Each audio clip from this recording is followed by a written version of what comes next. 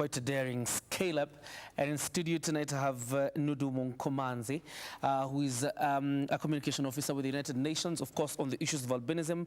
And thank you very much for joining us tonight. Thank you for having First of all, what we've seen on that screen was very daring. How far did you go? I actually reached the summit of Kilimanjaro. Of Mount Kilimanjaro? Yes, which is Uhuru Peak, so the highest summit. And all six of us reached above 4,300 meters, with one of us having to leave at 4,300 meters because of altitude sickness, and then the others having to turn back, about 3 others having to turn back at 4,800 meters because of altitude sickness symptoms. All right. What awareness are you seeking to create by scaling up Mount Kilimanjaro? Well, very basically, we were trying to do something that women with albinism have never been given the opportunity to do before. We wanted to find a challenge that women with albinism can definitely face, but a challenge that the world seems to perceive women with albinism as being kind of very far from, you know? So when Jane Waithera and Elias Aikali, who are the co-creators of the initiative, when they came together 2 years ago, the whole point was to amplify the voices of women with albinism from a platform that they have never been allowed, really, to amplify their voices from. Fantastic. Now, tell us about, because you're from Zimbabwe yourself, even though you work with the United Nations, tell us about the challenges of people living with albinism, particularly in that South African country. So in Zimbabwe, I would say the challenges that people with albinism face are largely related to social discrimination. First of all, I'll say I'm very privileged that as a Zimbabwean, I don't come from a place where discrimination and prejudice can then translate into major human rights violations like attacks or, very blatant abuse. But I do come from a place where persons with albinism are very regularly dehumanized in conversation, very regularly dehumanized when people run into persons with albinism on the streets, where children with albinism may not be paid attention in school. So a good example with me is that throughout, especially my primary school years, I had to convince teachers that I really couldn't see from the middle or the back of the class, and I had to sit at the very front for me to be able to see the chalkboard.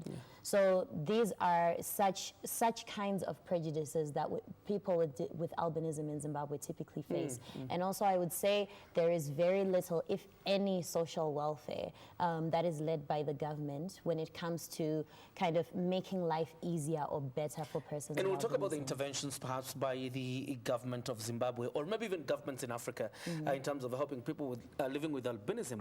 But tell me, because I was reading somewhere some of the superstitions associated with, with Zimbabwe when it comes to people living with albinism, that once you sleep with somebody who has albinism, then that you can be cured of HIV. How have you been able to deal with that?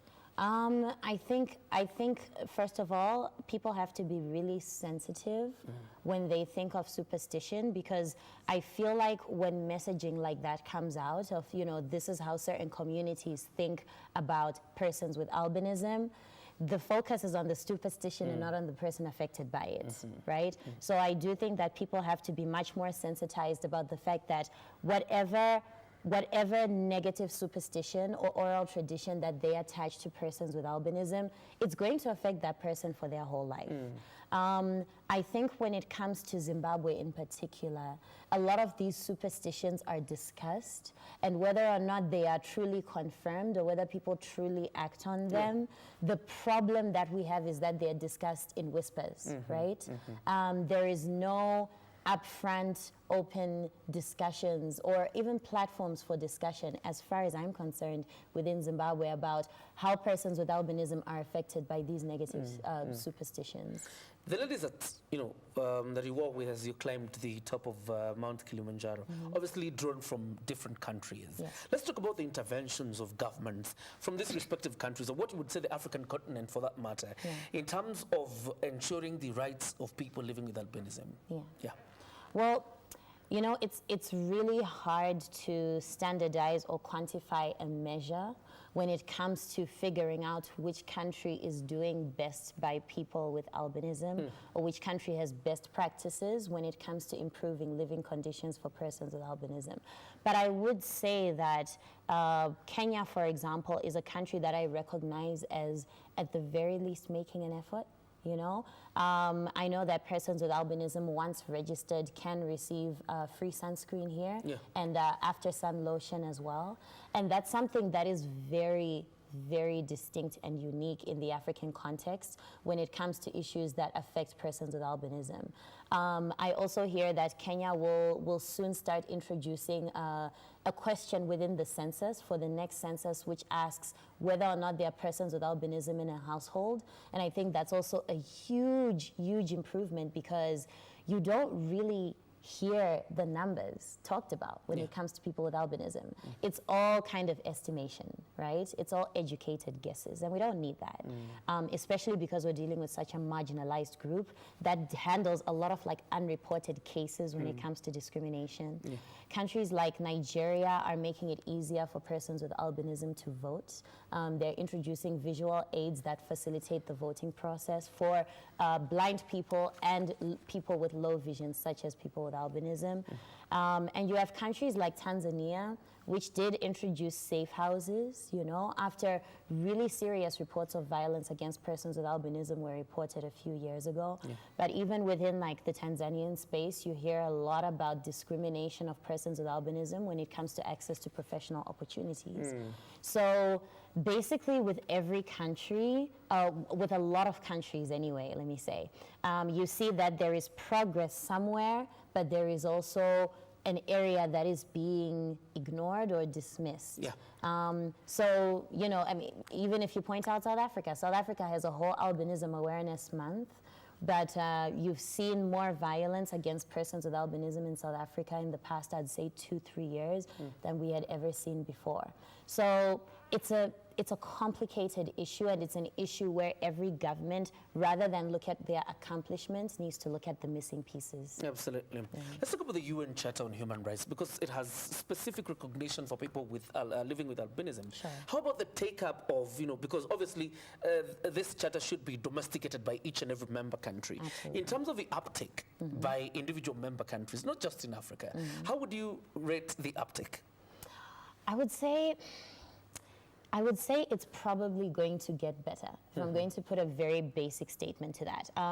Right now, the United Nations Independent Expert on Albinism has sort of heralded the introduction of a monitoring platform, which kind of assesses how issues related to persons with albinism are handled by governments and the third sector, in all African countries. So this is promising. At the same time, you know, the UN Human Rights Charter does not control any country's activities. So it is really up to governments to make a committed decision to actually implement and follow through on policies that facilitate better living conditions for persons with albinism. And this is all we can only hope for, you know? There is no kind of basic conclusive response that I can give you, apart from the fact that there are countries in which governments directly address violence against persons with albinism and abuse against persons with albinism. So, for example, in Malawi, we are seeing more and more that police are actually following up on cases that have been brought up by persons with albinism or their families of violence or abuse, and that's promising. And so we hope to see more and more promising interventions, especially interventions that kind of bring about some kind of collaboration between government, the corporate world, and the non-governmental world. Obviously, the part of a police arresting perpetrators of violence against people living with albinism is perhaps what you would say one of the components of ensuring there's justice for a person who violence has been meted upon. But there's still been a tricky affair in terms of ensuring that finally justice is served for a person who has been meted, you know, violence against. How are you dealing with that? I mean, first of all, I don't think it is the responsibility of the United Nations or me as a person with albinism to deal with that. I think that's why governments exist.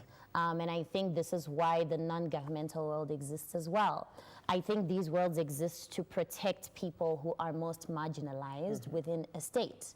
And so if persons with albinism are the most marginalized, it is not for me to try and figure out how best to intervene in my own marginalization. This is where government efforts have to come in, and not simply government efforts whereby maybe, you know, towards Albinism Day, we hear about some initiative which we never hear about before. It would be great to see sensitization about issues affecting persons with albinism go well and beyond the days and the times of the year when we expect persons with albinism to actually be recognized as members in society, especially within populations such as in East Africa, where there are significantly higher numbers in pockets of East Africa of persons with albinism than in other parts of Africa. You expect that demographic to be very much recognized and very much prioritized by the same government that promises to uphold the interests of the entire population at heart. Tell me for a moment, dissociate this with the United Nations. As a person living with albinism yourself, in terms of advocacy, because again, one of the biggest problems you have is that even people who have children living with albinism are trying to hide them away from the society. Because number one, even the response by the society on this kid is still very unfriendly and is actually an abuse of the human rights of that particular child. In terms of advocacy, what are you and others doing in terms of the groups you've formed? What are you doing in terms of ensuring, number one, that the society is very much well aware of the rights of these persons, and most importantly, even parents who have these children bring out these children out in public to be raised as a normal child? Well, I mean, there are a lot of advocacy and awareness efforts that are being conducted by persons with albinism across the continent. If I just talk about my teammates, Dr. Onyinye Eddy, who is an optometrist from Nigeria with albinism, who runs her own eye clinic in Lagos, also holds free eye screenings for persons with albinism, free eye exams for them, and constantly holds events that are sort of act as awareness platforms and that especially prioritize children with albinism. Regina Mary Ndlovu from South Africa. She has an entire media platform called Regina Mary My Voice, in which she conducts really candid conversations about albinism and the issues that affect persons with albinism you don't always hear about. Jane Waithera has been in the advocacy and awareness space for an extremely long time. You know, it was through her that all of us managed to unite to climb Mount Kilimanjaro. Mariam Stafford, who is the survivor of a gruesome attack, which left her with no arms, has channeled this gruesome attack to become an instrument for her to kind of be the voice of the voiceless when it comes to people who face the most abuse as a result of having albinism. You know, Ma Keita started Care Albino in Senegal, and this is an organization that has been catering to the needs of persons with albinism in that country and the surrounding regions for at least 8 years. And I myself, apart from working as a communications officer for UN Albinism, and apart from climbing Kilimanjaro with these amazing women, I'm also planning to start some media platforms that also give persons with albinism a space to talk about themselves outside of the narratives we typically hear, outside of the written script on what persons with albinism can or should talk about when it comes to their lives or their lived experiences. All right. Fantastic. Before we wind up, very quickly, in terms of interventions that you're talking about and some of the grey areas that government, particularly stakeholders that are involved in authorities, number one, protecting the rights of these people, but most importantly, again, even on issues of educating the society, what are these grey areas that remain that governments need to address, maybe in terms of policy or issues like that? I mean, I think a great place to start would be that the UN categorizes persons with albinism as being among the furthest from first. And what that means is when governments are intervening on issues that affect that particular demographic, the intervention is very, very rarely thought of in a long-term way.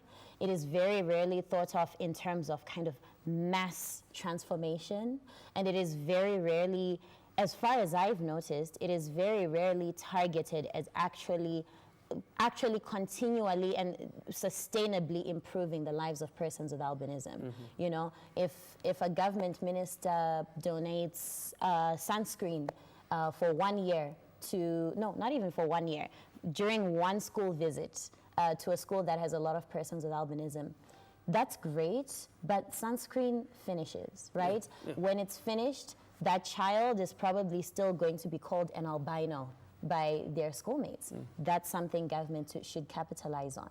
The fact that persons with albinism are in multiple types of professions, but you only truly hear about persons with albinism when they are activists or advocates, right? You don't hear about them in other industries outside of that. That means there's probably a lot happening in terms of discrimination against them in professional spaces. And that's a problem, right? So these are such areas. Continued healthcare, skin cancer screenings, right? Eye exam screenings, even just facilitating access to sunscreen continuously, because sunscreen in a lot of countries, the basic average cost is about $8 to $10.